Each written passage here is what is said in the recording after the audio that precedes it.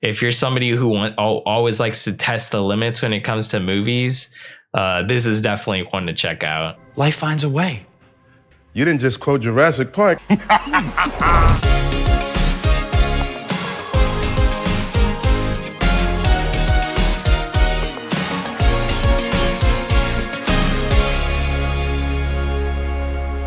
Drive-by movies, you're watching Fresh releases. My name is Blaze. And my name is James. And this week we're talking the Duplass brothers' new movie, Biosphere. Ray, get out here, please. I've been doing some research. Oh, wow. This really is the end of the world. Sometimes you can't explain all the magic in the world. Biosphere is about the not too distant future where the last two men on Earth must adapt and evolve to save humanity. And I feel like I am 20 years old again, or not 20 years old, but like 23 or so about a decade ago, where just you and I were watching Duplass movies, the new Duplass movie of the month, because 10 years ago he was pushing out a movie like every 3 months or so. And yeah, it's a nice return to form for us. This is the first time I think on our channel where we reviewed a movie where it's like a small Duplass movie, not just a movie where he's like in it as just like a side character, like a Zero Dark 30 or something like that. But Blaze, how does it feel watching a old school atmospheric movie like Biosphere starring Mark Duplass? Well, he's definitely pushing something out in this movie as well, besides just a new movie every 3 months. Yeah, so I mean, this film definitely, it has that little handcrafted vibe to it. It feels, very small compared to some of the other films we've seen from obviously the Duplass brothers. And I know I keep saying Duplass brothers. I know this isn't directed by them, but it's still a Duplass brothers picture. So I'm kind of using it as a reference of them also just producing it, as well as Mark starring in the film. So yeah, I just felt like this movie really caught me off guard. I kind of entered it thinking like, oh, maybe this is kind of like Biodome or something along the lines of that. Like it'll be like a quirky comedy. I didn't see a trailer for it or anything. I just like, I'll just go up based on the poster. It's kind of weird. So we'll just go there. I think Duplass is definitely a name that I'll at least check it out and expect to see something I haven't seen before. And while I feel like I have seen this film before in a way, this film's definitely something I haven't seen before. If that makes sense. I mean, this film reminds me most similarly to their previous film, Hump Day. That's Lynn Shelton's movie, but Mark Duplass starred in that as well. But yeah, this film definitely reminded me of that. But other than that, this film is entirely original.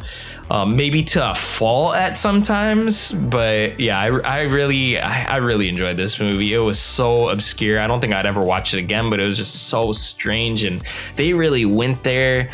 And yeah, a lot to commend. Rest in peace, Lynn Shelton. Yeah, name I haven't heard in a while. I remember it was big when that happened, but yeah, I miss all the collaborations of just this team went. Like you saying the Duplass brothers is basically like reminiscent of us talking about this movie as if it's like an A24 film, because A24 films have their style, their quirks, and definitely the Duplass brothers have that as well. It's not like they've disappeared though. I guess they've just been on HBO for a while, I guess, and working on other projects. And I'm sure they have some movies that have come out over the last couple of years that we've kind of overlooked, I guess you could say. But yeah, this is just nice, like return to form, and almost felt like it easily could have been made during quarantine, which I doubt it was. It's possible that it was definitely inspired by the quarantine and just like, that isolation and loneliness of just living with a person that you're like, just kind of stuck with, whether it was your roommate, your best friend, or a family member, or your significant other or something. Yeah, it was just cool to see a sci-fi take on it that's both very comedic but also still filled with lots of drama as well too, and really love the performances. I haven't seen Sterling K. Brown in a lot, but everything I've seen him in is fantastic. Like I know, like I forget what the thing that he's like most popular for. I know I've run into him also here in LA just randomly at a 7-Eleven. I was like, hey, Sterling K. Brown. Yeah, he was there with his family like on a Sunday. I was like, probably like just like after just like Sunday breakfast or something, just picking up something really quick, and must have lived pretty close in the area because it was in West Hollywood at the 7-Eleven I was at. But yeah, I always thought that was like a cool little mini LA story. But yeah, he's fantastic within this movie, and I love the turmoil that he goes through, and just Duplass is always just likable in pretty much everything I see him in for the most part too. Yeah, I remember when his show This Is Us came out, and everyone was like saying like, wow, he's incredible, his acting is phenomenal, and I'd never seen him in anything until maybe Black Panther. He's in that kind of intro scene to that movie.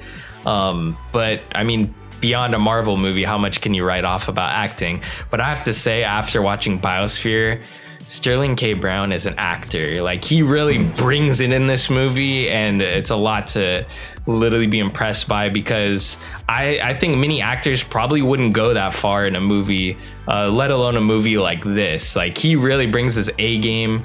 I mean, any Shakespearean actor really has has to worry about somebody like this that will take their game so far and really sell you this movie. Because honestly, yeah, there was a lot that happened there that I could see a lot of people being like, I think I'm good, or even reading the script and just being like, I'm not doing that movie, and he really brings it in this movie. Yeah, this is definitely a movie that required like people to be like actual friends. I'm not sure if they are friends in real life or have done projects previously on something, but like, I'm curious to check it out just because the chemistry is there. I did for the entirety of the movie believe that they were childhood friends, like the movie conveyed, but also this movie is a good representation of just like kind of like 10 years ago, where like nowadays, like being gay is super accepted and everything, but like 10 years ago, a lot of people were still very like, while it was like on its way to getting much more accepted, still there were a lot of people who were like very rude about it,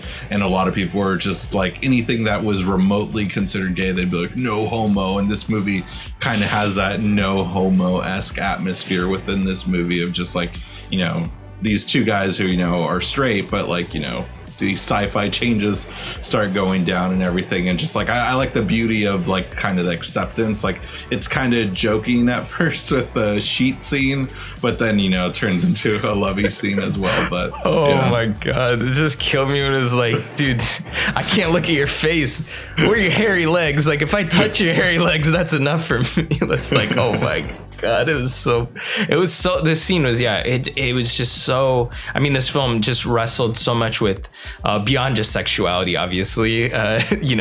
This movie wrestled so much with just like the comedy, the cringe was there too, for sure, and then there are moments that are really quite endearing. So overall, it really did something that is, it feels like felt so fresh. When I did say, this does kind of remind me a little bit about Hump Day, which is a very similar style movie.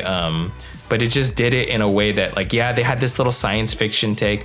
Honestly, the science fiction take got us to where we're going, but I could even see a film like this that doesn't take the science fiction approach in a way. I guess, more deals on it on a realistic level, I guess. But I'm sure we've got a film like that before, having this weird science fiction take where, it's a relative to like a clownfish, which is kind of what the plot discussed and talked about, was just so bizarre, so outlandish. I could see if this playing at like a festival where they play science fiction movies, but this is like the comedy entry. So I just thought this movie is absolutely entertaining. I don't know if it's something I'd ever watch again, because it was almost so low budget that after that, those final initial twists and plot turns are revealed, they're really enthralling when you're watching it, but I can't see myself getting that first time watch back. So I don't know if I would check this out again necessarily, but I definitely feel like if you're somebody who always likes to test the limits when it comes to movies, this is definitely one to check out. Right, yeah, that's what I've always loved about mumblecore movies, because they feel like a chapter within your life with how realistic they feel. Usually in most mumblecore movies, there's always kind of an outlandish turn that really just catches you off guard, and might be realistic in some sequences, but sometimes they're a little too over the top. And movies like Your Sister's Sister, one of my favorite mumblecore movies. That's one of the few where I can rewatch, and I have rewatched a few times. But there are some sequences where that's a little out there, though. Like, I don't think that would actually go down that specific way, but it just sticks with you in memory, as well as like a movie like this too. Like for a movie that's only in like, you know, one single location, and just like, and is actually over 90 minutes. Most mumblecore movies are usually around that 85-minute mark or so, but this movie is about 100 minutes and stuff. It still floats by and just flows very nicely. There's enough comedy and drama and just like interesting take on the future too, just because who knows what the future is like. In this movie, like, it kind of has like, you know, modern set design, I guess you can say, but it still feels futuristic enough with just the setup that they have and just making it so believable that, you know, it's been the end of times and they're the last two survivors and everything. It makes it stand out for a movie that's not super sci-fi-esque, but is technically a sci-fi film. Definitely. And I have to say, one thing I think I'm most excited for after watching this film is this was Mel Eslyn's directorial debut. She's been working with the Duplass brothers for a long time, and also even headed, and I think still does head, their kind of TV division. So this was like their first foray into like her directing a movie. You mentioned Lynn Sheldon, we mentioned her before, but this did feel as similar to like a Lynn Shelton plot twist that really like kind of drops your jaw. You're like, whoa, what's going on here? Like, what am I watching? And it's not just that one plot twist. Like, the plot twist kept evolving in this film. And I just think like I'm excited for anything else that she might make, whether it's, you know, with the Duplass brothers or on her own. But yeah, this is definitely a promising directorial debut. You know, it's all in one location and it's got a lot going on at the same time, and honestly, great direction and acting. Yeah, absolutely. It's a movie that like I wish I caught in theaters. Like one experience I remember you and I, Blaze, is seeing the other mumblecore film called Joshi. I don't think Duplass was involved with that movie, but a lot of collaborators that he's worked with were in that movie. Like I remember Joe Swanberg was in that movie, and you know, lots of other cast members too that are recognizable faces. But I just remember you and I saw it in it was the Lemley Santa Monica Theater, and it was like a 20-person theater. Like, it's the smallest theater I've ever been in, but like the fact that it was filled with just like 10 guys just made it feel like it was sold out, laughing super loud within the movie. And that's how I would have liked to have watched this movie. But you know, now it's available to rent at home, and it is a fun movie to watch at home with like a good bro or something, or your significant other. But yeah, highly recommend checking it out. It's available to rent on Amazon, so be sure to do that. A great way to help support the show is by watching it through our Amazon affiliate link in our description box below, or leaving a comment telling us what you thought about Biosphere. And if you guys haven't already, go ahead and smash that like button, hit the subscribe button, and click that notification bell to get all of our latest updates. And speaking of updates, be sure to catch all our updates down below for all our social media links. We got Instagram, Twitter, TikTok. We also got personal letterbox accounts, so be sure to follow those down there. Anyways, guys, that'll conclude this week's episode. Tune in next week for a brand new video.